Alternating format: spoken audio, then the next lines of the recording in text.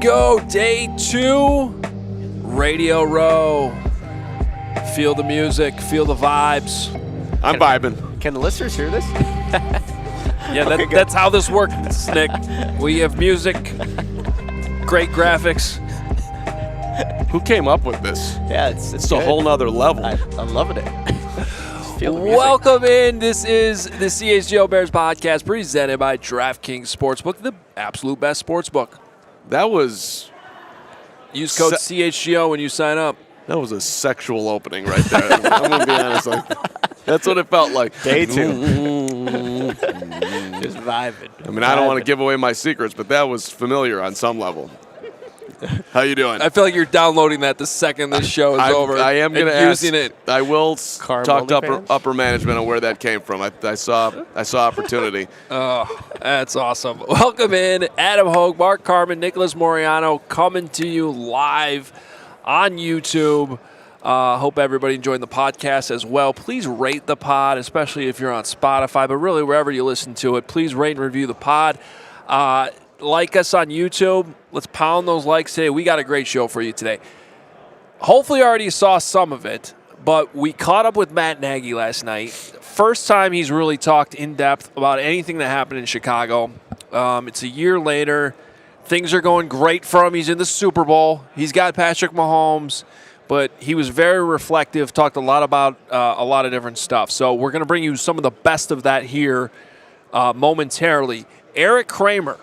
Yes. One of my favorite Bears quarterbacks. Probably the first, well, Jim Harbaugh was in there too in the 90s, but like one of the first Bears quarterbacks that you could really feel great about, at least in my lifetime, because I missed the whole Jim McMahon thing. And he has the most passing yards in a single season in Bears history.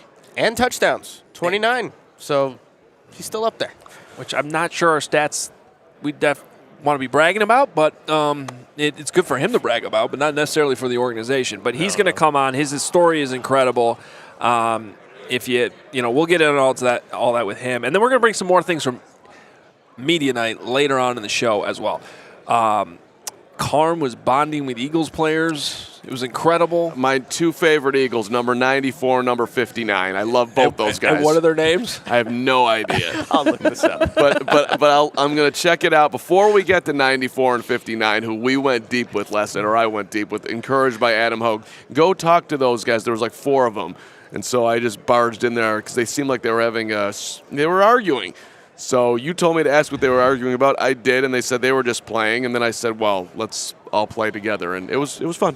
Yeah, I love the Eagles. I'm a huge Eagles guy. 94 and 59. Josh Sweat, and 59 is not on the roster. 59 not on the roster. That's my guy. There is Janarius Robinson. Janarius Robinson. Injured reserve. Oh, Josh Sweat. I mean, yeah, pretty good game against the Bears. Yeah, if I remember right. Yes, he did. Actually, we could have. Well, I'm glad I didn't know that because I would have then started asking Bears questions, and that interview wouldn't have been as fun. No, it would not have been. Why did you kill the Bears?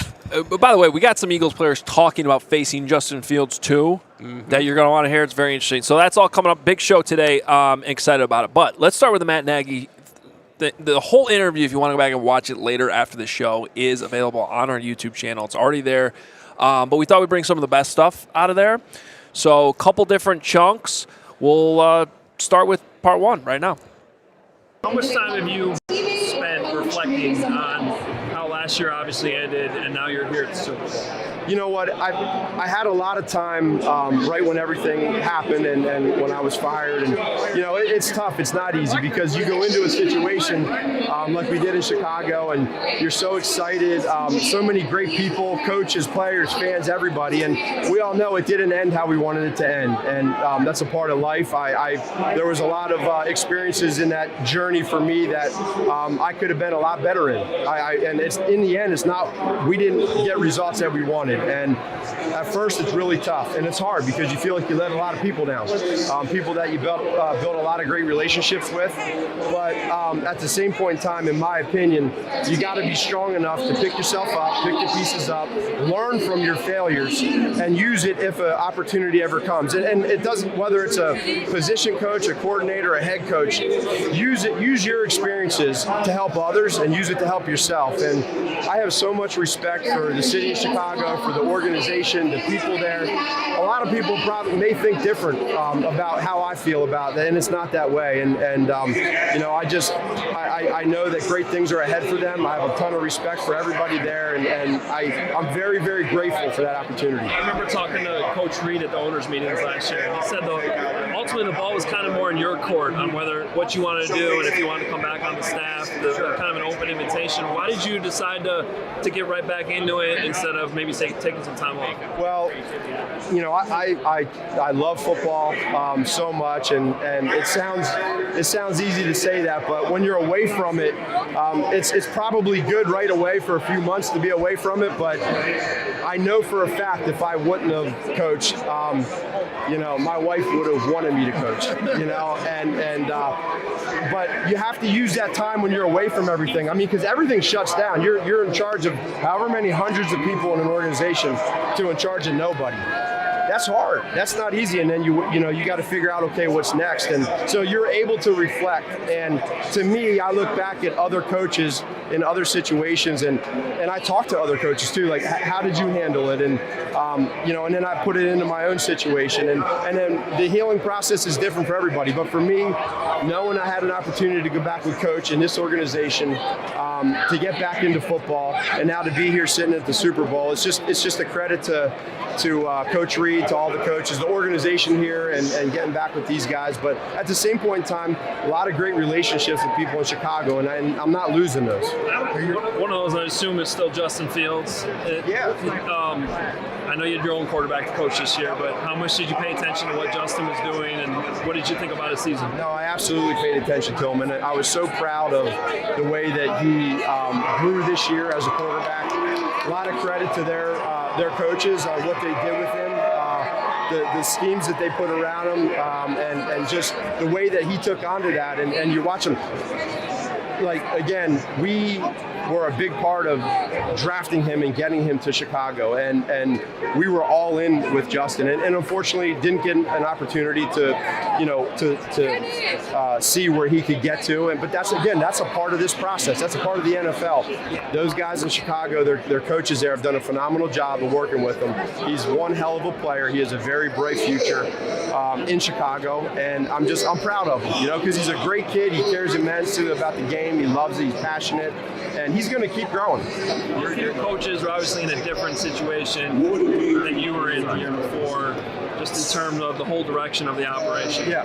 But when you saw the way that they used him this year, I mean, were there any regrets there at all that there wasn't more of that in your offense? Well, I'll say this, and I mean, again, you have a plan when you go into this, and again, Ryan Pace, myself, and everybody in our organization, we were all in on drafting Justin, and we all were committed to him, and we had a plan, and obviously it didn't work out for us, but we also had a plan on how to develop him and how to see him grow, and you know, to work to his strengths. And it's hard to do that right away in months and summers and 1 year. In fairness to every quarterback that's in this league, it is hard to do what you think they're going to be in 1 year. It's hard. I don't care what anybody says. Guys need time to develop. And there's plenty of instances across this league of that being true. At the same point in time, it's hard. And it's stressful for these young guys, you know, because they know time is of the essence. But you just got to, again, it didn't work out with me and with Ryan Pace being a part of this. It's now on to other coaches and Ryan Poles. And again, like, we are all in on rooting for Justin. Want nothing but good things for him, and he's a hell of a player. All right, so there's part one with Matt Nagy, and you heard us shift the conversation a little bit to Justin Fields there, and I thought he was relatively complimentary of how Fields was used this year. He certainly paid attention to it, and then got into a little bit of why, you know, that didn't happen last year. But to your credit, Carm circled back a little bit later, not pushed back, but came up with some more questions that needed to be asked about that particular part. Well, he kept on talking about, this is where we'll start the interview, but he kept on talking about stuff that he had learned, and I'm going to be better, and this is part of basically life journey. And let's be real, this was the first time that he had ever gotten a chance to be a head coach, probably got it before he was really ready, hadn't been a coordinator for a long time. starts out fantastic. He celebrates 2018, and then it ends, obviously, as we all know how it ended.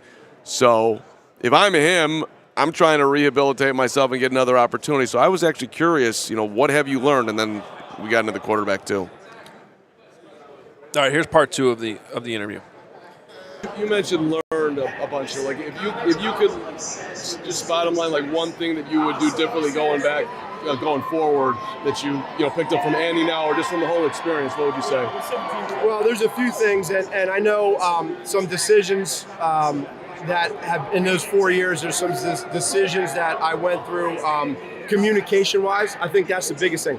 One of my greatest strengths, in my opinion, was relationships, open communication, and open honesty with players. And never at any point was I not that, but there was points where I could have been better, and I thought I was good at it, and I wasn't.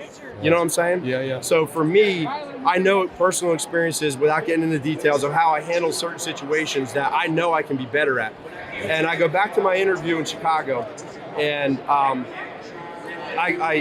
as you're preparing for everything, you go through, say 100 to 200 questions that you prepare for to answer on how you would handle something, right? And this is for all young coaches that are going through it that have never been a head coach.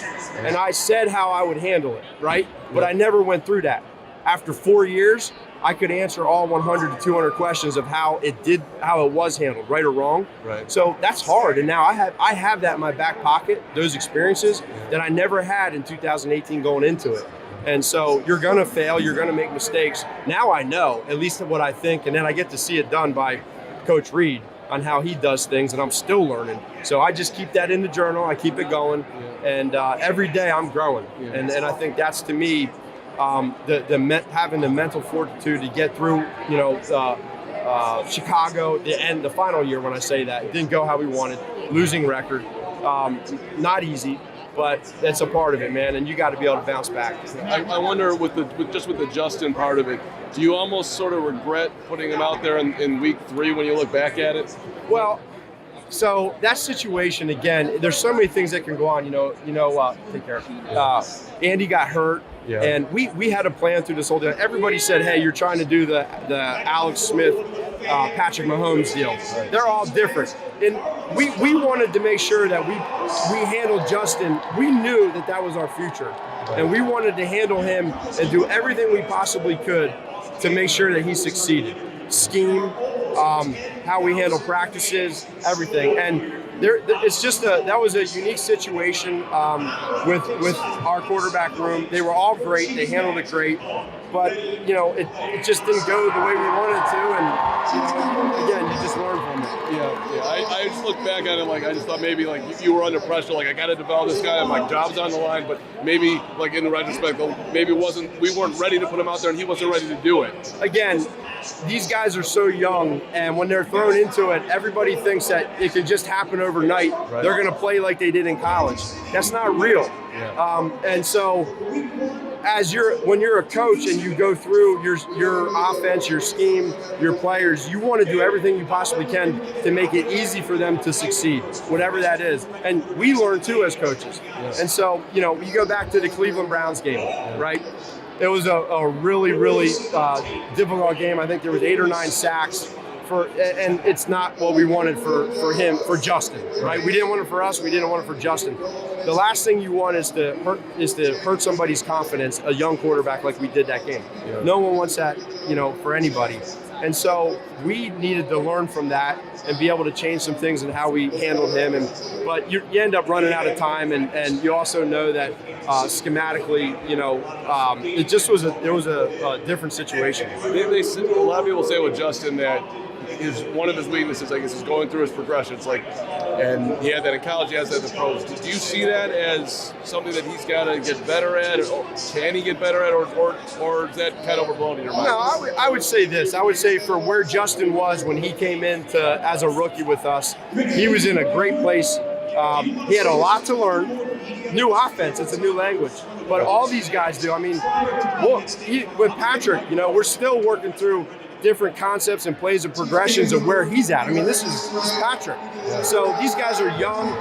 They find concepts that they like, whether they're half-field reads, one-eye, two-eye, man zone, etc. There's so much growth that goes on, and he learned a new he was a rookie again this year. He learned a whole new offense.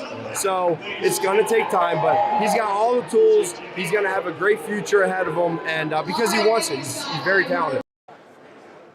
So again, that's part of the long conversation with Matt Nagy last night at media night, and if you want to see the rest of it, there's some other good stuff in there as well. The full interview is on our YouTube channel. Just wait till the show's over, of course, but it's all there for you. Braggs is in the chat right now. I think he brought up a good point. It's just like, how often do you actually get a coach that sits there and talks about everything that went wrong in the past? He easily could have sat there last night and just said, look, I'm here at the Super Bowl with the Chiefs. Let's talk about the Super Bowl. Let's talk about the team I coach right now. And for that pretty much entire time we were talking to him, it was about the Bears. It was about Chicago. It was about what went wrong, what he learned. And some of that's other things you can hear in the conversation is, if he ever gets an opportunity, what he's learned, even in the last year going back to Kansas City, and how he views certain things under Andy Reid that he never paid attention to before. No, exactly. And I think one of the biggest takeaways, and you asked him, Mark, about that Cleveland Browns game, and the direct quote he has, the last thing you want is to hurt somebody's confidence, talking about Justin Fields, a young quarterback, like we did that game. Like we did. That was obviously his debut. The Bears had 47 total yards. Justin Fields had 1 net passing yard, and they obviously lost that game, but there was a fault there, and he kept on saying there was a plan in place. But I know that game, I think, put Bears fans, off of Matt Nagy and what he was trying to do with Justin Fields because of what he's doing now. But he was honest about that, and that's how he kind of approached that entire interview with us. Well, where I didn't think he was honest in there is, like, our quarterback room was great, but it was an interesting room.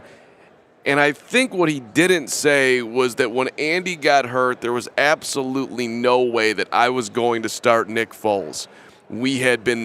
That relationship seemed like it had severed, and he just was not going to put him out there. So in my mind, Nick openly talked about getting traded in training camp. Right, True, yep. right, Yeah. that too, like that. And so he was still there, and Nick probably was checked out, and maybe Matt was checked out with him, and oh no, Dalton's hurt, so everybody wants to play the quarterback, so let's play the quarterback. But then when he played the quarterback and they weren't ready to play the quarterback, to me that was the end.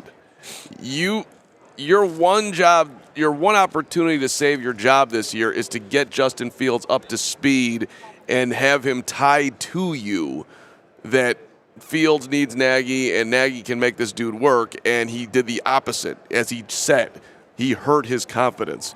So that's why that game, I think, stands out to me and stands out to, I guess, all Bears fans, really. Yeah, and look, I get the comments on this have been, I don't want to say split 50-50. I think actually more positive than negative. I think most people... He's likable. Yeah, I think most He's a people good understand that, he's a good person, and there's an interesting poll we have on YouTube right now that I know Lawrence put in there back in Chicago. Do you think Matt Nagy will be a head coach in the NFL again? 57% right now say yes. I voted no. What did you seriously? How do you vote on that? I put yes. Do you really? I went yes. I still think he's got that charisma and a chance. I think he needs to. I think he needs to handle this strategically. He's got a good agent, one of the best agents in coaching right now that you can have. I think if maybe he's open to taking an offensive coordinator job elsewhere too and learning a different system and maybe getting some experience, I think there's a path back to being a head coach at some point for Matt Nagy. I'm not saying it's definitely going to happen. But where I was going with that is, like, I do also understand the people that are just like, nah, I'm done with this guy, man. Like, I don't want to hear from him. There's some of that in the comments right now. The old word salad. I don't think that was word salad. I think people are just I think there are a segment of Bears fans that are so tired of hearing about the guy that they can't really listen to what he's actually saying in this interview. Well, Mark, real quickly, we were ahead. talking about this at the Airbnb. Like, the only way for Tom Brady to get better at actually broadcast, he has to get those reps, right? Sure. Matt Nagy got those reps in his first 4 years as head coach, and he talked about those 100 to 200 questions that he said this is how you would do it. He actually had to experience it, right? He's got that experience. So now that he knows how to approach these certain situations, maybe that next time around, if there is that opportunity, Nagy will actually know how to better communicate, even though he kind of said that's one area where he feels confident in, but he said he needs to be better at it anyways with communication. But that's why I think Matt Nagy is a guy that maybe can learn from those mistakes that he made with Chicago in his 4 years there and can apply it, and maybe if he gets the opportunity to be a head coach, be better at it. So you're saying Nicholas Moreano, if given an opportunity, you would at least bring him in for an interview and try to figure out. I don't know for me, for the Bears anymore, but maybe for another organization. I'm saying you own the Jacksonville Jaguars. You'd interview him. If we see a right trajectory, I mean, you see what Mahomes is doing, potentially. He follows the Hoge plan. He goes somewhere else. He takes a middle-of-the-road quarterback. He makes him closer to elite. Your interest you have Trevor is piqued. Lawrence in place. Like, I think that's kind of what Matt Nagy would ideally, like, you have Patrick Mahomes. That's why he's successful. You know, you have that pairing there. But I think that's what he's got to prove. He's He's got to prove that he can do this beyond just Patrick Mahomes. And, you know, he technically did it with Alex Smith, too, and he deserves credit for that. But, you know, I think that's my question. Can he, you know, what is the status of that Titans OC job right now? I should know that off the top of my head. Did I hire someone? He reportedly interviewed for that. And I don't think so. What? That they've hired someone. I don't think they have either. We're double checking right now, but I don't think they have. But like, that's an interesting situation. Can you go to a different organization, potentially, you know, show a scheme that has adapted, not just run Andy Reid stuff, develop a quarterback or have success with a different quarterback that's not just Patrick Mahomes? I think that's a very fair expectation that other teams would want to see before they, you know, brought him in for another head coaching opportunity. Yes, and also just listening to that interview, like, I need to be better communicating, and I was, and how he put it. Some people think they're great communicators because they want to be great communicators. They know they're supposed to be great communicators. They've got a lot of energy. If you were going to do a personality profile on Matt Nagy, he would fall under the energizer category more than anything else. He's not an analyst. This is not somebody who's maybe he's a tad bit of a cooperator, but he's all about energy. But the thing is that we heard a lot of stories where guys were like, he blew off the meeting, and I just think he wanted guys to like him so much that he had trouble being direct. Yeah, which was floating in my head as something. Are you saying that you know, being straight on, honest, and not and being willing to be, or just to orient to being more respected than liked? I think he wanted to be liked more than respected, and you, in that position, you're going for respect. It's way more important. No, yeah, I mean, that's fair. I think that some of what when he talked about some of those communication failures, the stuff that Adam Johns and Kevin Fishbane and that were reported in The Athletic, and some, you know, the meeting that was blown off with Trubisky, some of that's the stuff that kind of popped in my mind. He didn't get into the specifics of what exactly he was talking about. He knows those things, and he knows, you know, what those mistakes were and can you know, change them in the future. But that's kind of the stuff that immediately popped in my head. Bottom line, thanks for the time last night. Yep. You and Adam, you did a phenomenal job starting out the conversation. We were some out-of-town reporters who were doing whatever they were doing, and then finally Hoge got in there, like, can we have the conversation that we're all here to have? With like 10 of us huddled up from Chicago, and Jared Payton and Patrick Finley and Nicholas Moreano and Mark Carman, and like, let's go. And then you did it, and then I was fighting to get in. I actually tried to trip you up a couple of times. I'm glad I didn't win that one, but I would have crushed you. Yeah, that would have been a bad job by me. But then, you know, finally got in the back end. It was a lot of fun. Anyway, also a lot of fun is using Game Time. It's the hottest new ticketing site as we wait for Erik Kramer, who going to talk to the former Bears quarterback coming up here. Game Time Tickets is a site that makes it easier than ever to score the best deals on tickets to sports, concerts, and shows. Ever dreamed of sitting in a seat that you never thought you could, like the 50-yard line, on the glass, courtside, behind home plate, baseball coming around? It is possible, of course, with the Game Time app. The biggest last-minute price drops can be found on the seats that you never thought you could buy. So you're looking for that value, created by the fans, for the fans, the lowest price. If you love CHGO, you're going to love Game Time. Best way to support us, buying your tickets through the link in the description. For those of you back home, like Greg Braggs, tweeting videos from construction sites that looks not like the best thing to be doing right now, but still doing it because he's brick by brick and he just gets it done and he's a winner and he's my hero. You want to go to see the Anaheim Ducks and the Blackhawks tonight? Cheapest ticket with fees and everything. You're in for under $30 for the UC tonight. Hawks and Ducks, let's go. Those Wildcat tickets for number 1 Purdue on Sunday. Is Purdue still number 1? Greg's going to be all over that then. Yeah, I don't think he is. He's too weak to go to 2 games in one day. He's all focused on Super Bowl Sunday, but which I respect. But those tickets are like $130 for the cheapest. So yeah, that's not bad. Get Game Time tickets. After you check out Game Time, you have to check out Athletic Greens. With 1 scoop of Athletic Greens, you're absorbing 75 high-quality vitamins, minerals, whole food source, superfoods, probiotics, and adaptogens to help start your day off right. This mixture of ingredients helps your immune system, gives you energy, and improves your focus. That's why I take my Athletic Greens, and you should too. Also, it helps support better sleep quality and recovery, which we all definitely need. Right now, it's time to reclaim your health and arm your immune system with convenient daily nutrition. Just 1 scoop and a cup of water every day. That's it. No need for a million different pills and supplements to look out for your health. And to make it easy, Athletic Greens is going to give you a free 1-year supply of immune-supporting vitamin D and 5 free travel packs with your first purchase. All you have to do is visit athleticgreens.com/CHGO Bears. Again, that is athleticgreens.com/CHGO Bears to take ownership over your health and pick up the ultimate daily nutrition insurance. All right, well, we're still hoping to talk to Erik Kramer. Seems like he's running a little bit late. That happens here on Radio Row. Interviews get backed up a little bit. So hopefully he'll still stop by. But here's one actual observation that has to do with the game that's getting played this week. Oh. We all kind of agreed on this last night as we were driving back to the house. The Chiefs were loose, man.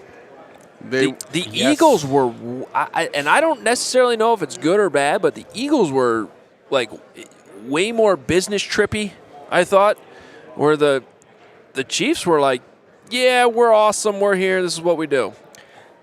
Is that a bad thing? That I don't you're know. loose for the big game, and like again, you have the best quarterback in the league. Maybe his ankle's not 100%, but they've been here. They know exactly what this stage is like, how to perform, and I think even with Luke Getsy at the Senior Bowl, he wanted those players to be loose in the very critical part of their journey. But I think that can be applied here in the Super Bowl if you take it the right way. If you approach it the right way, I think that could be a good thing for the Kansas City Chiefs. I am so focused as far as last night goes with the Chiefs and how loose they were. That team, one of the highlights for me last night, now he doesn't matter in the game, but former Bear Ihmir Smith-Marsette they had him perched up taking questions from fans. And, he's looks the part. They probably think that he's, I don't know, Juju Smith-Schuster, who's ever sitting there like that. And he was signing every autograph. He was taking a zillion different questions. Like, who's your favorite celebrity crush? He said Ruby Rose, who I don't know who that is. He's like, Ruby, if you see this, I don't know if I want to shoot my shot right now, but you're my girl, Ruby. And I'm begging to get in for a minute with Ihmir Smith-Marsette to re-talk about the Minnesota Vikings getting the ball stripped from you. It never happened, and it kind of broke my heart. But just if you went from every Chiefs... I have some pictures, by the way, of you legit stalking him. I did. I was on that stalking trail, too. I was trying to help Mark find him. I'm a big fan. But why? Because why am I a huge fan? Well, he went to Iowa. Okay. Him and Fields had a bond. He cost the Bears 2 games this year. He got the first number 1 overall pick. Thanks, Ihmir Smith-Marsette. He is at least 10% responsible for the number 1 overall pick. Exactly right. Exactly. The best year. That would have been a great question. Ihmir. Thank you. How much pride do you take in the Bears having the number 1 overall pick? Ihmir, seriously, this has been like the 3rd best Bears season in my lifetime. 1985. 2006 and 7, and now. Because I didn't really care about 2018. I never believed in Trubisky. I did not enjoy that season at all, if I'm being honest. Oh, you're no part of it. You didn't like a good Santa sleigh? No, I didn't think they were good. I always thought they were just. I mean, they were fine. It was Khalil okay. Mack's first game. I don't want to be rude, but to our guy Matt Nagy, but when he was like, we all remember 2018, it was so much fun. I'm like, I didn't think it was fun. I thought we had the wrong quarterback, and that they were never going to be good, and that you were kind of. I don't know. I just didn't know what to think of Matt Nagy at that point, even though I was trying to believe in him because I liked him. But I didn't have. 2018 wasn't like some incredible fun ride for me. It was better than the John Fox era and the Mark Trestman era. It was good that the Bears, the Bears were relevant. But I didn't have a feeling like they were going to win. Then I'm like, oh my God, they're right here, and Mitch was playing well in the fourth quarter, and we don't need to go all the way back to the double doink. But that's what I was said to Amir. This was a great Bears season. We're set up for the future. You were a huge part of it. We got Justin Fields. We got all the money. We got the number 1 overall draft pick. We're going to be making some sweet trades here. Do you think he cares if he gets a Super Bowl ring? You know how we were talking yesterday about players and if they're not playing? Do you think Amir Smith-Marset is No. No? Just doesn't A little bit. I think so, right? He's a practice squad guy. I think Amir. We were having this conversation yesterday. It was incredible that he was the guy on the fan podium last night. Right. Mm-hmm. I'm looking all over for him. I was going up to Chiefs players like, is Amir Smith-Marset here? Yeah, he was with us. So I'm looking around. I'm like, is he the guy behind that thing that's talking to the fans? And I look at him, and he had this whole decked out thing, and I wasn't 100% certain it was even him because it was such a. And so I said to the guy who was coordinating it all, I'm like, that's Amir, right? He wouldn't answer me. So then I just yelled out when there was a pause, what was it like playing with Justin Fields? And he's like, oh, Justin's my guy. I'm like, well, then okay. And then now, yeah, now we're all in. Good exclusive, buddy. Thank you. Proud of you. Thank you. Can we, because what Nick just brought up, like conversations behind the scene, can we just have this one quick Tom Brady moment on the show? He's got we got a picture of Brady in in his underwear, in which some are calling, I think, quote, a thirst trap. Right? Okay. All right. We got the picture in the underwear. Now we've got him saying that he's not coming to do TV until 2024. Yes. So I'm giving you 4 options. Chat, please give me A, B, C, or D. A, he's already considering coming back to play. B, he just wants to go live being a thirst trap for a year. C, he just wants to spend time with his kids and just be family man. Which was my boring answer choice. Yeah, that's and you can stay with it or stay with it. Or D, he's going to actually do what he says he's going to do. He's going to learn how to be a broadcaster, which, by the way, the only way to learn that is by doing it. He can't sit there in a room. So what do we got? How annoying, by the way, is it that the guy's already been signed to like a what was it? $375 million, 10 years. $375 million contract, and he doesn't even know how to do it. He hasn't done it. Like he's the biggest. He's Tom Brady. Look, I understand he's Tom Brady, but I'm gonna study. At least 30% of you is bothered by that. Oh, that part of it is just stupid. Like, it's just ridiculous. Yeah. I think he just is he coming back? I think. Well, I would rank that as the second answer. I think my number one is I really do think he just wants to take a year off, hang out with his family, just kind of reset before he goes in with a 10-year contract. It's a pretty big commitment. I mean, if I was him, I'm like, I'll let you know when I want to do television. I don't need to do anything. Yeah. I've been grinding for 23 years.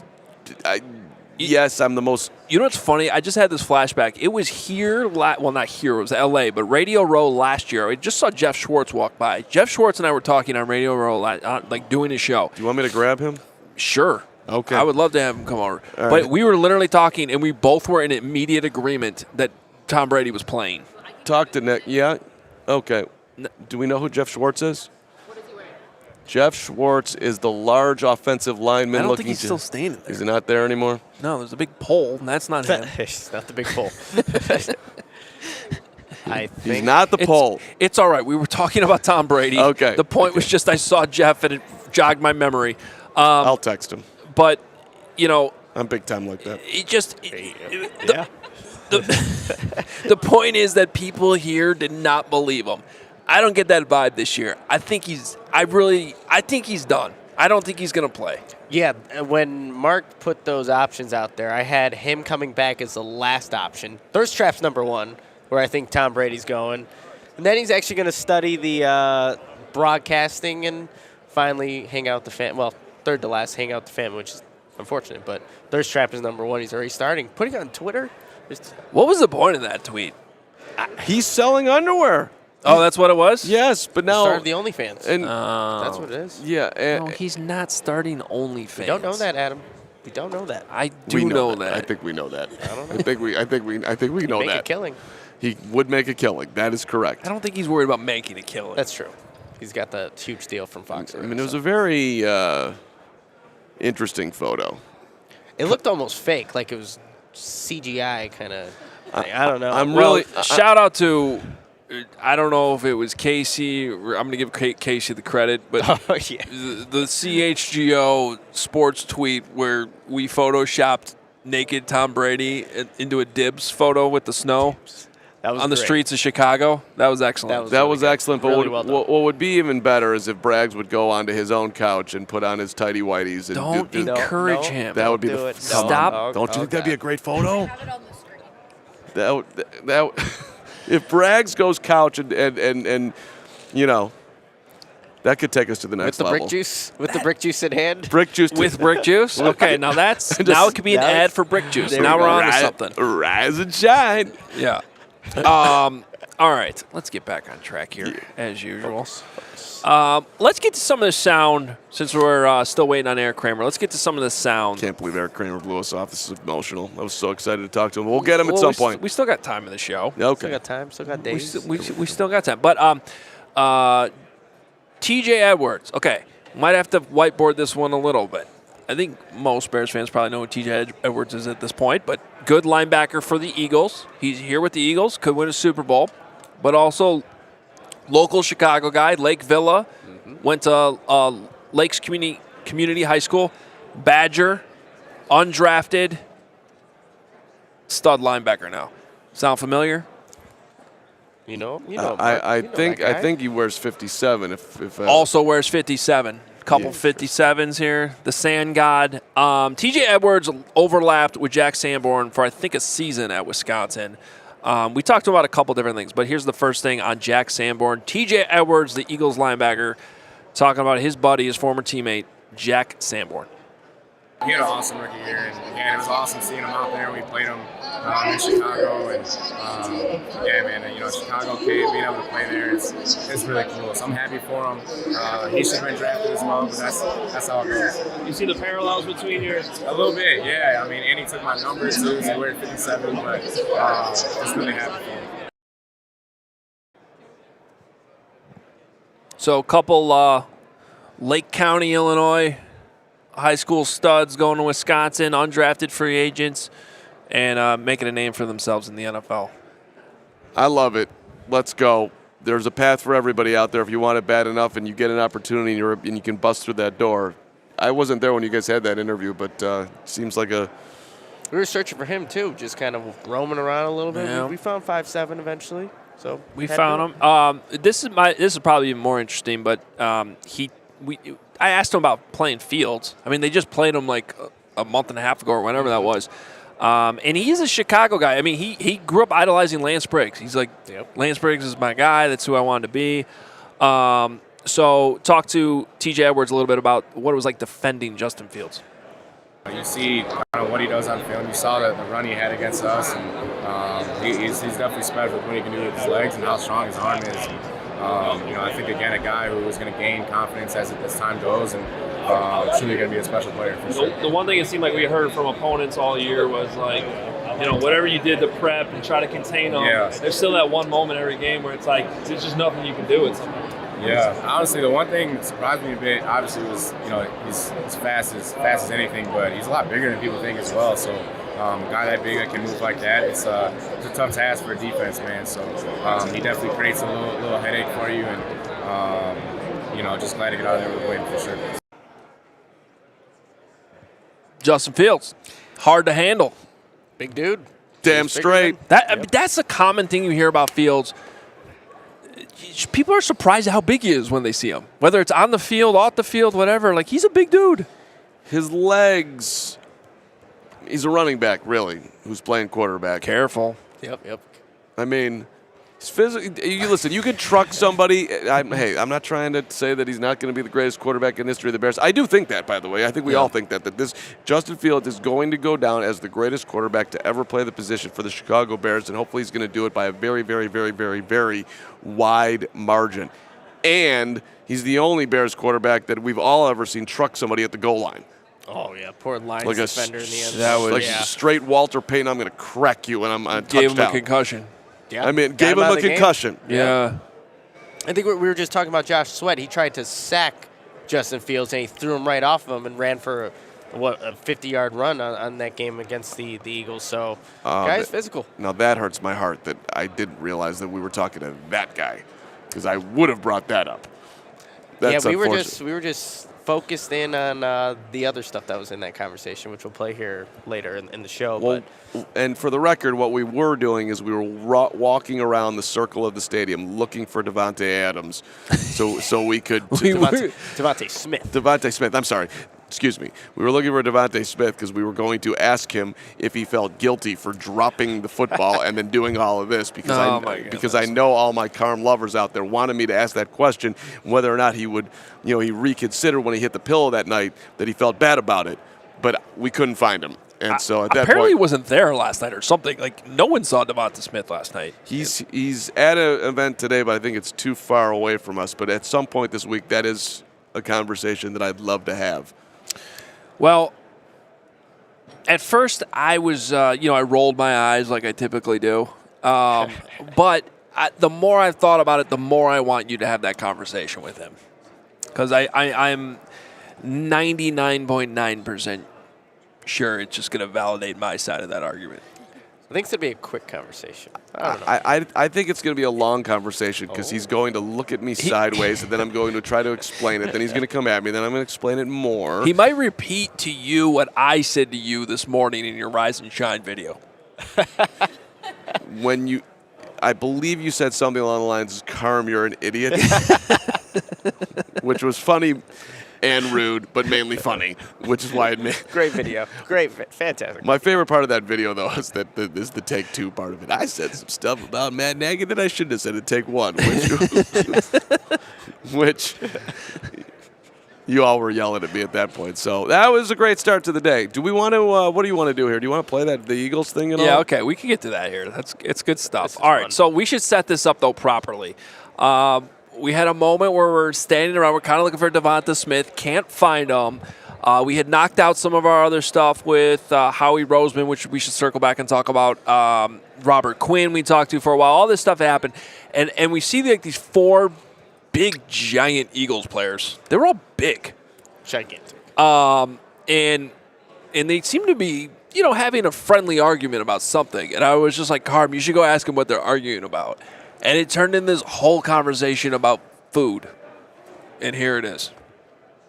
What are y'all arguing about right now? What's the Oh, no, we were just talking. No, not a real argument? No, my bad. Oh, no, you're good. Cheesesteak in Philly is what? Oh, cheesesteak. I don't either, but So it's overrated. yeah, absolutely. But maybe for me, D'Alessandro, but I ain't ate one since I got here 5 years ago. You ever been to Chicago? Get that deep dish pizza? Get that Italian beef? I don't really like pizza like that. What? I don't really like pizza like that. What do you like? Not deep dish. Not, you I like get regular. I'm a regular pizza dude. Yeah. regular. You like Papa John's? Deep dish pizza be too crispy. much sauce. It be like Lasagna. cut the roof of your mouth. No, I'm talking about deep dish pizza. My bad, I was stuck on the pizza. No, we're done with the pizza. You don't like, you gotta let it cool a little bit. Lasagna cool, but I'm not really like a tomato sauce dude. Yeah, that's what I'm saying. All right, so what about, okay, what's the, Sound like we don't like that. well, give me the go-to. We're gonna have a great meal. We just won the Super Bowl. What are we doing? Hot dogs. Hot dog. Hot dogs. Chicago dogs. Got Chicago? Yeah. Chicago dog. Yeah. I'm not a Chicago hot dog style dude. But I know y'all You're not got. putting ketchup on that thing. No, I don't put no ketchup. Ketchup is childish. Yeah, it is. Only mustard. Like, how old are you? Exactly. Are you 10? Put ketchup on glizzy. Hey, Matt. You call it a glizzy? Yeah, glizzy. Glizzy gang. He just ate a glizzy. He had ketchup on it. That's for He's childish. He said that's for a 10-year-old. 10 years old. Hot dog ketchup. I mean, I admitted eating glizzy, but I said only mustard because you can't. He's embarrassed about eating it. No, I'm not. That's embarrassing. I take mine. I put them straight on the plate. No bun? Yeah, you gotta have a bun. No bun. Come on, man. He crazy. You gotta talk about no bun. You gotta have it on the bun. Yeah, we got him. They didn't even put condiments on it. No ketchup and mustard. I put mustard on it. Stop. No, But if it's no mustard, you can tell mustard's on it. There you go. Well, you got to be. hey, hold on. All right, listen, we gotta get you to Chicago. We're gonna put the we're gonna give you the real thing. Mustard, pickle, a little tomato, a little hot pepper, a little spice. A lot of time. Okay, all right. I agree with you. All right, we gotta say it. You only do it. I just need a standard hot dog. That's a standard. With a bun, gotta have a bun. Yeah. And mustard. Okay, that's fine. That's fine. That's it. Appreciate you. So what do you feel like you learned in that conversation? That most people agree that ketchup is a childish condiment when it comes to a hot dog. Yeah. I think that was pretty well confirmed. I think that was well put by him, too. Ketchup is childish. It's childish. It is. That's what a 4-year-old eats on his hot dog. Well, and also, like, as a father of a son who lives in Chicago, I can't get him on, like, the mustard thing. He's a child. Because he's a child still. I think when he grows up. But see, here's the problem that I have as I fight this battle with my wife. She's from Wisconsin. She's a cheesehead. Be nice about it, but that's true. And so I can't really, she puts ketchup on her hot dogs. I'm like, I don't know. You're not from here. It's fine. But now my son, my son was technically born in Wisconsin. And this has become a problem because, we were on vacation up there and all that, and he came early. And so now he claims to be born in Wisconsin, which is true. But, dude, you lived your whole life in Chicago. No. You're not from Wisconsin.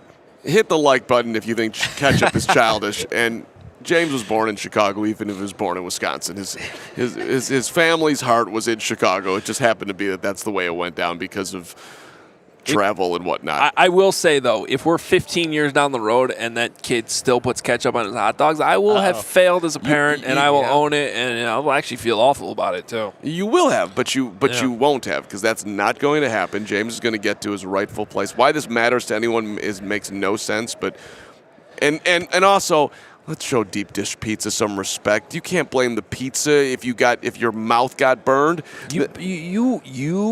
You confused him by bringing up lasagna, though. He thought you were talking about lasagna. Yeah. Well, he said he didn't like deep dish pizza. I said, why not? It's like the beautiful slice of lasagna. That shouldn't have confused him. Because people are like, it's a casserole. Maybe I shouldn't have said that. I don't know. Yeah, maybe it's just too many foods. Okay, we got a new poll. Is ketchup childish? Is ketchup childish? I mean, I think that's a unanimous yes. Oh no! Look at the results right now. Well, okay. Oh, now it's going more 50-50 here. Just know that we're talking about on a hot dog. You can put ketchup on a burger as an adult. That's a completely appropriate play. Important clarification. We do not need to restart the poll, Allie. No, it's all right. It's not that important. We only spent 5 minutes of this entire show on it. Isn't that interesting, though, that they went to hot dog, though, as like the consensus answer? Yeah, Carm goes, what are you going to eat when you win the Super Bowl? And they said hot dogs. I don't know. I think I like the Chiefs in this game. It's either loose or not thinking about eating hot dogs afterwards. I don't know, guys. I'm going with the Chiefs. Hot dogs? And then they call them glizzies, which I also don't understand. That's a thing. That's a Philly thing? No, that's just a Gen Z thing. That's a Gen Z thing? Hot dogs are glizzies? A glizzy is a hot dog. It was originally a slang term for... No, you've already got it. Look at Nick that ahead makes of the game. I feel like I missed the boat. That must not be a Chicago thing, though. Who calls a hot dog a glizzy? Let's see. A Philadelphia Eagle, apparently. 2 Philadelphia Eagles. In Australia, we call them a sausage sizzle. Well, that was Germany. There was a third guy that came in who I didn't catch his number, and he had a significant accent. Is he German? Was he German? They call him glizzies. There it is. I think that's what we were dealing with. I got a problem. My wife's in the chat, apparently watching. Oh, boy. Dissing the ketchup hot dogs. I'm in trouble. Krista, yeah. Krista puts ketchup on her hot dog? Were you part of the show in the last 10 minutes?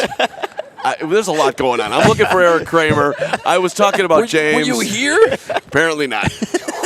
Krista, don't do that. Oh, It's- he says it's old school, not Gen Z. It's old school. Glizzy. Glizzies. Okay. Well, Gen Z brought it back. Kidding. That's not old. All right, Now I'm lost. I Stephanie, must be that's like in the kinda perfect. I'm all over. I'm not old school. I'm not Gen Z. I don't know what's happening anymore. I'm all over the map least right I'm- now. I feel bad to your wife. You're not going to listen to me anyway, Krista. So have your hot dog however you want to have it. But don't listen to Carm or anybody else. Live your life. It's cool. It's just childish.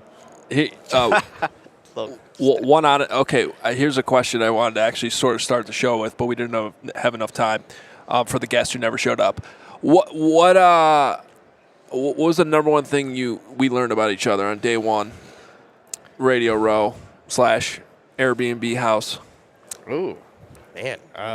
Mark, I feel like you have thoughts. Well, yesterday I complained about Nick and his 4 alarms. I'll get to you and Adam Hoge in a second. Oh God. So yesterday we got up on Monday morning in our beautiful Airbnb, and Nick set the alarm. He was going to go take a run, and he set the alarm. It went off. He had 3 snoozes, so 4 total alarms, and he never got up to do the run. And I thought that was just bad roommating. Yeah, And that's a bad job. And then what happened this morning? I did not go for a run, and How many alarms? 1 alarm. 2 alarms. 2? 2 alarms this morning. So we're back to back in 2 alarms, and the second alarm, he couldn't find the phone.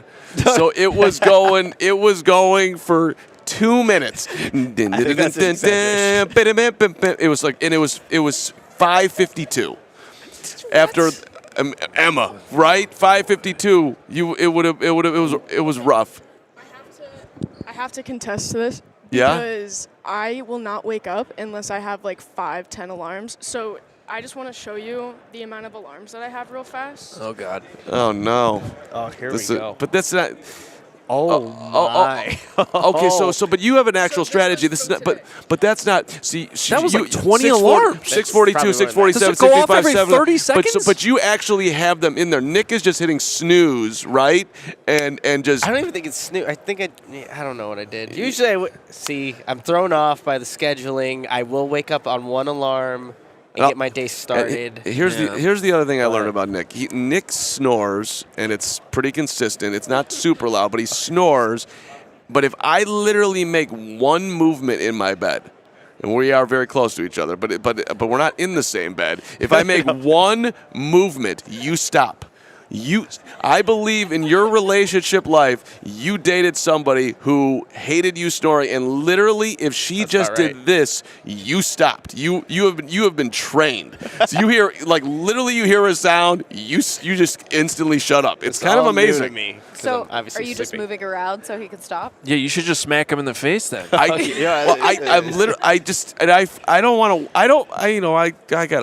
appreciate my teammate here. He needs his rest, so I'm not trying to. But if I hear you snoring, then I probably am going to make a movement, and then when I do, you instantly then it gets quiet It's again. like defense mechanism. Like, oh, someone's Yeah. trying to, I don't know. Yeah, attack me you're in my sleep. Like, right. So that's what I learned about Nick yesterday. And for you, Adam Oh Hoge, God, here we go. Here we go. this is what I learned about Hoge is that you, as somebody who's very practical, you've got this little bit of a wild side which you wanted to unleash last night. You wanted to scooter all over. Oh, yeah. That was The scary. lime Scooters are scooter. awesome. Yes. This is literally how I got around Atlanta Super Bowl week a few years ago. Same with John Elway. The hotel was like John Elway. John Elway, there's a viral video of him scootering through the streets.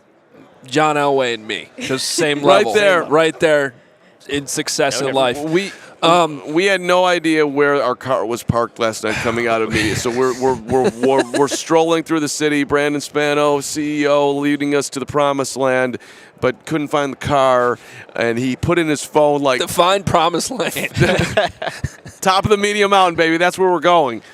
Thank you to our Chicago radio stations who played our content from yesterday. Especially, we appreciate it, and happy to contribute to the landscape. But so we were coming out, and when you do directions on your phone, you put in walking when you're walking, but he put in driving. So we were following the driving thing, and then all of a sudden, because all the roads are closed, we are 17 minutes away from our car. It's midnight. We're all exhausted. Right. Hoge sees the Lime scooter. I was like, let's scooter there. Yeah. And me and Nick were like, yeah, I don't know about that. I don't know how to do it, and we got to download all this stuff. And then the miracle cab showed up, and we all got in, and then we all thought it was an Uber at the end, so we all got out. The cabbie starts yelling at us, I'm charging you $100 for this cab. Pay me. Pay me my money. And so we cobbled together a couple dollars. We did almost forget to pay the cab. Not an Uber. But Hoge, actual taxi cab. Hoge, you're an adventurous. You want to get on the scooter? It's not that adventurous. It's like the easiest thing you could do is get on those scooters. Sounds dangerous. It's In Denver, we have 7 employees who own their own scooters and scooter to work, including myself. Good for them. They're good for the environment. Yeah. Hey, I'm not saying I couldn't learn. Also, we'll get a video of Carm and Nick riding a scooter at some point this week. yes, on without a social. doubt. I told him that when Carm had his miracle cab show up. Stupid cab driver showed up right when I was about to get him on the scooter. We were about to do it too. I ruined. I said do it for the content, and then cab driver shows up. Maybe today's the day. They're the best. There's a I don't know if I should say this on the air, but there was a Northwestern bowl game in San Diego, Holiday Bowl, where there was Adam Hoge, Krista Hoge, and some members of the Northwestern contingent Go Cats. just cruising all over downtown San Diego in the Gaslight District. Pretty fun times. Go Cats. You got to go scooter. Lime it up. We're going to lime it up. Hey, you know what else you guys need to do this weekend, obviously, is you're getting ready for the biggest Sunday in sports. DraftKings Sportsbook, an official sports betting partner of Super Bowl 57, has all the Super Bowl action you need. New customers can bet just $5 and get $200 in bonus bets instantly. Plus, all customers can get in on Super Bowl 57 with the excitement and DraftKings Happy Hour Super Boost.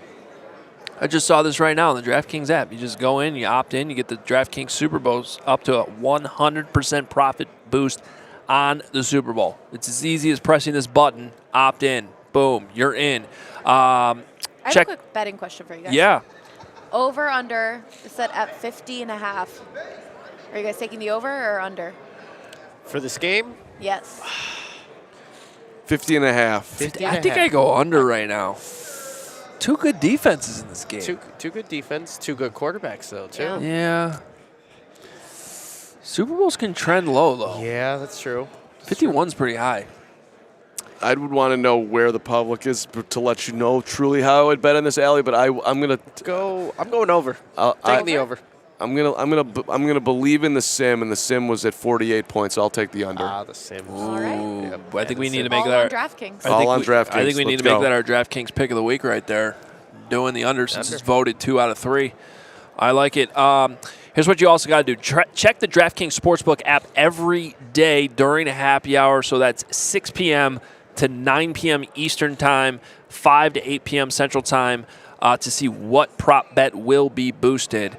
And download the DraftKings Sportsbook app. Use code CHGO. New customers can bet $5 on Super Bowl 57 and get $200 in bonus bets instantly. Only at DraftKings Sportsbook with code CHGO. Minimum age and eligibility restrictions apply. See show notes for details. Before we get out of here, I know we have a Darius Slay cut on Justin Fields. It's short.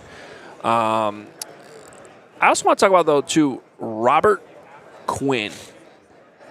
That was a great interview.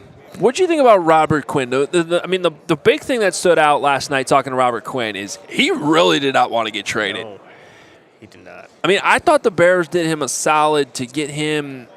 I thought Ian Cunningham, probably his relationship with Howie Roseman worked out a chance. Like, okay, if we're going to trade this guy who doesn't want to be traded, look, if you're the Bears, you got to do what's best for the organization. I mean, even a guy doesn't want to get traded if he doesn't have no trade clause. At some point you got to be like, too bad. But you do, for somebody like Robert Quinn, who is a professional, who's somebody everybody likes, you want to get him in a situation where, especially in his career, all the games he's played in his career, he never won a playoff game until a couple weeks ago. Get him to a place where he can get a Super Bowl ring. And they managed to do that with the Philadelphia Eagles, and now here he is at the Super Bowl. But it was still obvious talking to him that his preference was to not get traded, not have to deal with all that. I think getting here to the Super Bowl helps. He's gotten over it a little bit, but that was interesting.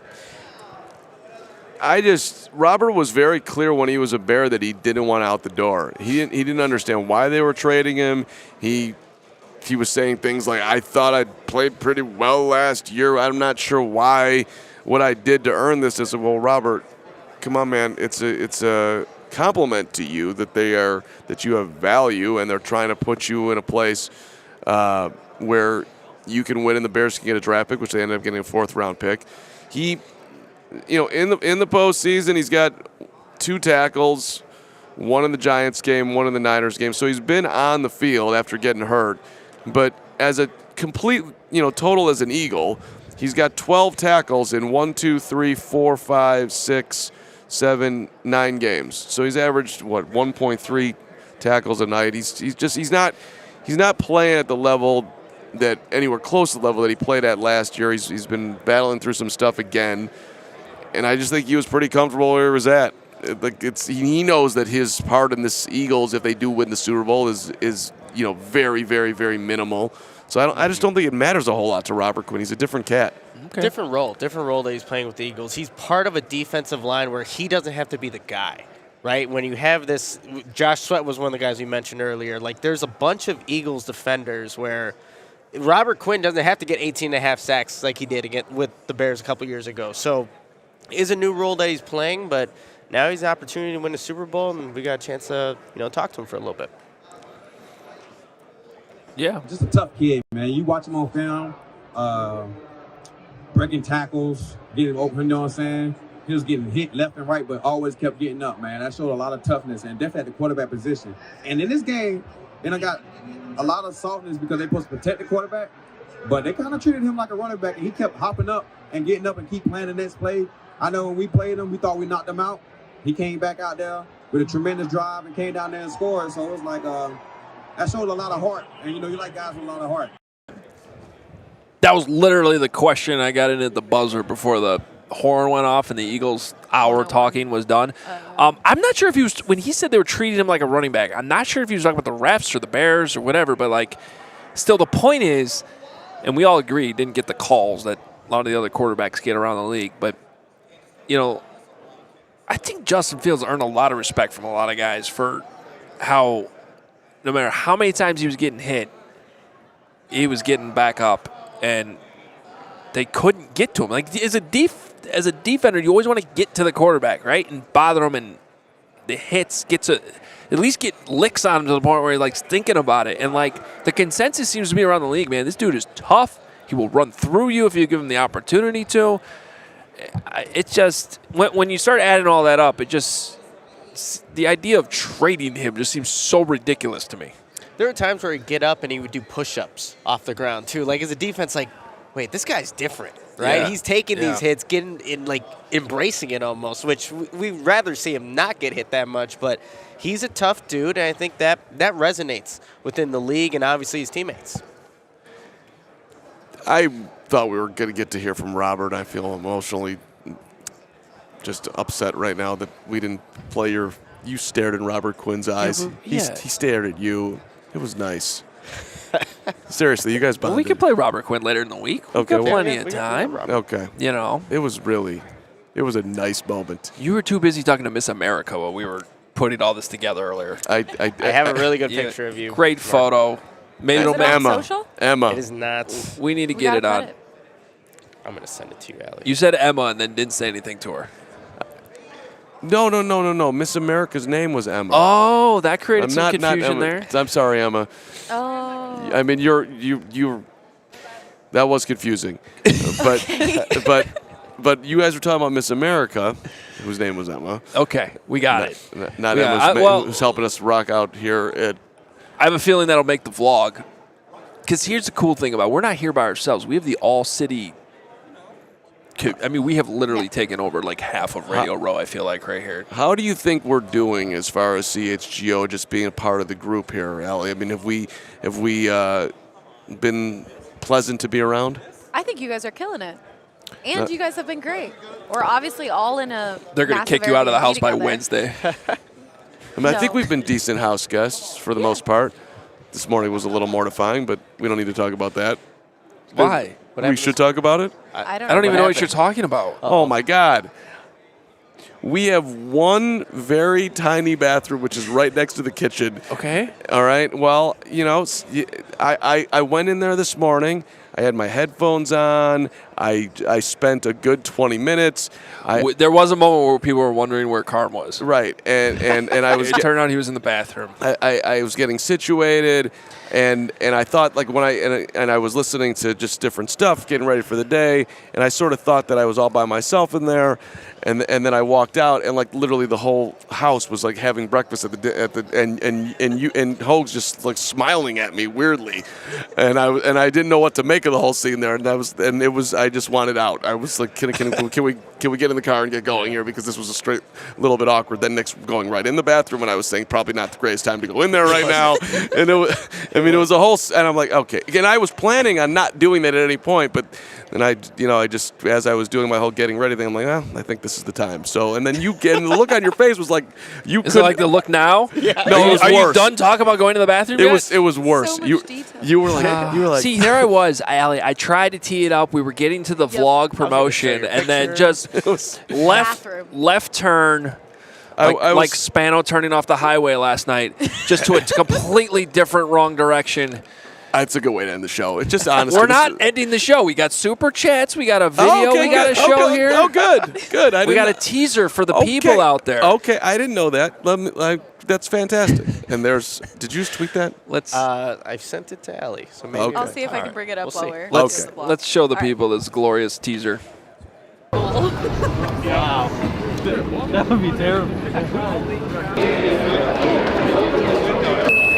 Same layout. Floor access here, media workroom, dining. Welcome to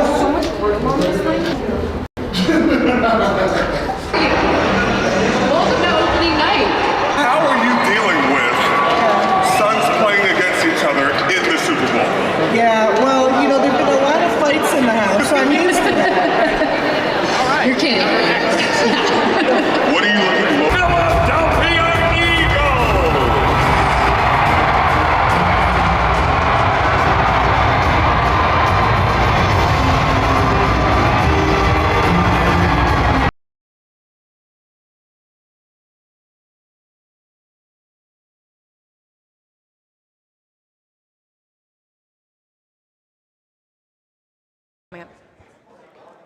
Picture is on the screen of Carm and Emma. All right, look at that. That was a good part of the day right there. Carm in his element. Yep. Look at Brandon in the back. Oh yeah, there's. Look at that face. He's like, what's happening? What's happening over there? I'm just gonna send that to him. Just a text message. Blown up. That should be his Twitter profile photo. Why did we hire this guy? Why is he smiling like no one's ever smiled before? Carm really struggled getting that. What do you call that? Sash? A sash? Sash, right. Yeah. Is it sash or is it sachet? Sash. Oh, it's sash. Keurig. That is an unbelievable Spano in the background. You struggled getting that on. By the way, that vlog in its full entirety going to be up in the next hour or so. That's what it sounds like. Yes. Soon. So that'll be up on YouTube too. We got so much content coming this week. It's unbelievable. I can't rave enough about the people we have working for this company and all the work being done. Like, literally, the entire PHNX crew just got up in the middle of our show trying to find Erik Kramer. And if they didn't find him, he's not here. I really don't think he's here. So they got the crazy? They got the date wrong? They gave us the packet, right? Where did this come from this morning? I was just here because, they drop it off. Did you send an email to whoever? I have one theory. It is 12:09 in Phoenix right now. There's this weird thing with the internet going on here, Yes, I was like, where like people here think it's Pacific time. So you think he's showing up in an hour? No, I think he could be 6 minutes, but I'm like only 10% positive that's going to be what happens. But it's just a weird thing that's been going on. So you think in the next now 5 minutes and 28 seconds, Erik Kramer is going to show up and sit down at that chair and talk to us, which would be incredibly sweet if he did. I'm just saying there could have. I'm trying to give them, the benefit of the doubt that maybe there was just a mistake being made. I don't know. Is there a The timing thing is really confusing. So if you connect it to the Wi-Fi says it's coming from Los Angeles, so that's why it switches the time on our computer, phones, anything that's connected. And I don't get it because we're not in L.A. at all. Nope. Unless we are, and I don't know, but I'm pretty sure we're not. We do have a bunch of super chats we should get to before we get out of here. Yep. And you know what? If Erik Kramer shows up when we're done, we'll keep talking. We'll record it, and we'll give it to you guys tomorrow. Let's see. What do we got with the super chats? Allie, why don't you read them off? First one from Chris says Carm, a glizzy gobbler. What? The glizzy gobbler. The glizzy gobbler. That seems like something that's not really something you should pay for, but thank you. Well, thank you for that donation. All right, he sent another serious one. What are your top 3 dream players you would like to have in this offseason, including the draft, trades, or free agents? Wait, the same person sent both of those questions? Yes. Those two questions are on the complete opposite. That's one the range. of them wasn't even a question. That's the range of our listeners' talents. That's a good fantastic. point. It's a good representation of how serious football we get on this show, and also how stupid we get on this show. I think those super chats is a compliment to good indication what we are, honestly. Wow, off the top of my head, that's a tough question. Top 3 dream players that you could. Deron Payne. Deron Payne would probably, that's a good one. That's an excellent answer. Sure. I think you want to say T. Higgins, Adam Hoge. T. Higgins. Yeah, again, if it's dream scenario, everything falls into place, even though he's, not a free agent. That'd be another guy. 3, any offensive lineman you feeling? Jalen Carter. You want to say Jalen Carter? Well, that's the thing. We can include the draft. In which case, Cody Mauk, without a doubt, dream Senior player. Bowl guys, just dreamy looking. Here's this great thing we have for our CHGO diehards as I plug this. We have our NFL free agency board. We have our NFL draft board. It's all available to our diehards at allchgo.com. And you can pull. This is the moments where this is why you have this. So you can bring this up as the top free agents who are possibly available. I mean, you want to throw Saquon Barkley in the conversation? Sure. Could. We're talking dream scenario. I'd be super excited about that. It ain't happening, but I'd love it. I've come still around like Tony on Pollard. I still like Tony Pollard and his broken leg. I'll give you one. I'll take Tony Pollard too. Yeah. Yep. Maybe get him on discount. It's going to be hard to do something that Bears fans hate. Yeah. Right? Well, I was shout out to our guy Parco. They had Boomer Esiason on yesterday, and he really had nothing nice to say about DeAndre Hopkins. Really? Okay. And really? Yep. So I think I'm pivoting away from. What was his problem? Yeah. Doesn't want to play hard. How did you have time to listen to that? Middle of the night. Did you just listen to sports radio all night instead of sleep? When I go to bed at night, I need a nice podcast to calm me down. So I look for really something impressed. interesting, and that's I figured I'd listen to Boomer. Okay. So I listened to the Boom, and the Boom made the point that DeAndre Hopkins doesn't lower the boom anymore. In fact, you can't rely on him to be on the field, and you're also bringing in a vet that might not care nearly as much as a younger guy. You trading for T. Higgins, he was all in on, for the record, but the way he talked about Hopkins not being reliable, I mean, I'd take a flyer on him, but yesterday we were talking about trading a second and a third, no chance. Just listening to someone who's got a stronger opinion on it, that doesn't feel like the Bears are going to do that. So I don't know. Okay. I mean, I wouldn't hate it, but third round pick for DeAndre, maybe. But you need a guy who's going to really want to bond with Justin Fields, and so bringing in a vet like that who's maybe feels like he doesn't have anything to prove might not exactly be the best fit. Good point. All right, what other super chats do we have? All right. This is another great representation of the show. Oh, God. If Tom were to make an OnlyFans, how much would he charge monthly, and how much would you be willing to pay? Us personally? $0. Yeah. But is that how that works? It's a monthly thing?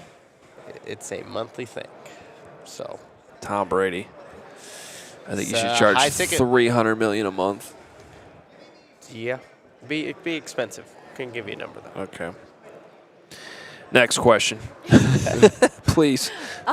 Next one we have here is from Mark. Awesome coverage, Team CHGO. All the Bears fans in Easingwold. Oh, yeah. Yeah. Oh, yes. Our crew in England. You know, it's really cool. Oh, it keeps going. No, it's okay. Go ahead.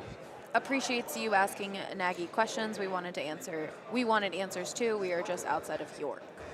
Okay. Awesome. Yeah, and someone else in the comments earlier mentioned, like, how often does a coach do, like, a post-mortem thing? I mean, like, we haven't heard from John Fox really ever. Mark Trestman? We've never heard it from Trestman. We've never heard it from Fox. I mean, most of these guys just go off and, you don't hear from them again. It's a little different in football. Like, like Tom Thibodeau's had that conversation. Dusty Baker has had that conversation. Ozzie Guillen's had that conversation. But you don't really get it from football guys because they can hide a little easier. Right, you're talking about guys who have all coached or managed again or been on TV a ton. Yeah. The only thing I can think of that John Fox did was he was on ESPN for a minute. And pretty much talked the same way he did as a coach, which was like, you could be good at this, actually. I think you could if you wanted to actually. I never thought that. You guys are hiring John Fox? Well, I'll never forget. Actually, you know what I remember watching him? The Broncos hired Vic Fangio. And John Fox was on the set. And I'm like, this is the perfect guy to have on the set to talk about this. And then he was just like, oh, he's a good DC. Yeah, okay. And, that was good. And I was like, okay. That was a missed opportunity. So, I don't know.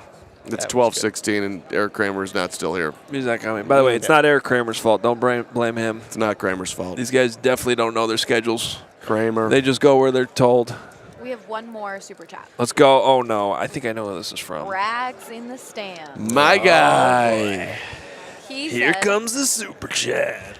I paid for this because I want attention while I'm trudging around in the mud. Great job, guys. Love you and miss you. Braggs, we love you. We miss you, too. I'm going to get emotional. Genuinely felt bad when you posted that video earlier today. Doing what he does, but we miss you too, Greg. Rise and shine. Just know, Braggs, that as much as we miss you, as much as you be having more fun being out here with us, we ain't getting this. We're not getting any sun, or we're getting some sun, but we're not getting any tan. It's 60 degrees out there, 50 degrees out there. It was a little chilly. Yeah, but it's supposed to get up to a nice 69. The old watch says it's 66, so. I'm clearly not complaining. I'm just trying to make Braggs feel better. I love it out here. I don't ever want to leave. 32 degrees right now outside. 32 degrees in Chicago? No, I was trying to make him feel better by lying. It's 26 degrees out there, Braggs. And it's supposed to rain tonight. All right. Well, great stuff today. Tuesday's always about what happened media night. It was just fun. I love media night. We haven't had that the last few years because of COVID. Last year, teams didn't show up until midweek, so we didn't have a media night on Monday. So it was good to have that event again and get all that content, hear from Matt Nagy. Again, the whole interview is up on YouTube, so if you want to hear more of it, go find it. We got the vlog coming up soon. Of course, I said this yesterday. Make sure you check out our friends at DNVR and PHNX. They got shows. DNVR's live at 2 Central Time. PHNX, that would be 5 Central Time later today. They got a ton of guests coming up. Great coverage all week long. We're collaborating on a ton of things, too, which is cool. So make sure you're checking it all out. AllCHGO.com is where you can find all the content as well. Diehards plugged in there. We have our event tomorrow night if you are in the Phoenix area at Illegal Pete's in Tempe. It's going to be a lot of – we saw some Bears fans last night. Mm-hmm. We just leave in media night, walk by a bar, 2 guys wearing Justin Fields jerseys hanging out. They're everywhere. Bears. Illegal Pete's, come out and see us tomorrow night. It's going to be a lot of fun. I know that at least one gentleman who I'd love to meet has got softball or some sporting event, And if you hang out till 9 or 10, he'll come by. We'll be there. I'm never leaving. You're never leaving. Let's have a party. It's party night. Come on. Well, Going out in Tempe, they say is very fun. All right. I've been. Oh. You don't like Tempe? Okay. Yeah, it is a college town. I know. And I think the last. You're a college person. You don't like college towns? You're so mature. How do you get to be so mature, Emma? My brother-in-law went to ASU, so, Christian and I have been in Tempe a couple. I mean, that was a long time ago when probably were more. You're in the age bracket for Tempe, though. I 100% agree with you, but Mill, 5 years ago, was so much better than how it is now. Oh. Now it's I don't know how to describe it in verbally, but once you see, you'll see. We're gonna see. We're gonna find that's out. where we're hanging out tomorrow, so we're gonna hang out and have a great time. I've been out. I think it's the greatest place ever. And Illegal Pete's is the best. It's very good. And we're gonna be there. What else was I gonna say? Little teaser. We got the big media party tonight, so I have a feeling there's gonna be some stories on tomorrow's show. We've got Trey Wingo tomorrow. We've got Kenny Mayne Ross tomorrow. Tucker. We've got Ross Tucker. Jeff Schwartz wants to come on tomorrow. Jim McMahon. So today ended up being a slightly light guest day, which is some of the breaks at Media Row, but no big deal. I hope you guys enjoyed the Nagy content. It was honestly it was great to catch up with him last night. That was good. It made my night, and we don't have a lot of time for this, but I don't have the same vitriol that a lot of Bears fans have for Nagy. I just don't. No. You did the best he could, and it wasn't good enough, but the roster was flawed. If you had put Belichick in his prime with that team, I'm sorry. I don't think they do anything super special. I really don't. Not that Nagy couldn't have been a whole lot better. I don't get it twisted. But anyway, I don't have a huge Matt Nagy, let's kill him type of thing that some Bears fans have. All right. We're out of here. We'll talk to you tomorrow. We're right back here, noon Central Time on CHGO. We'll talk to you then.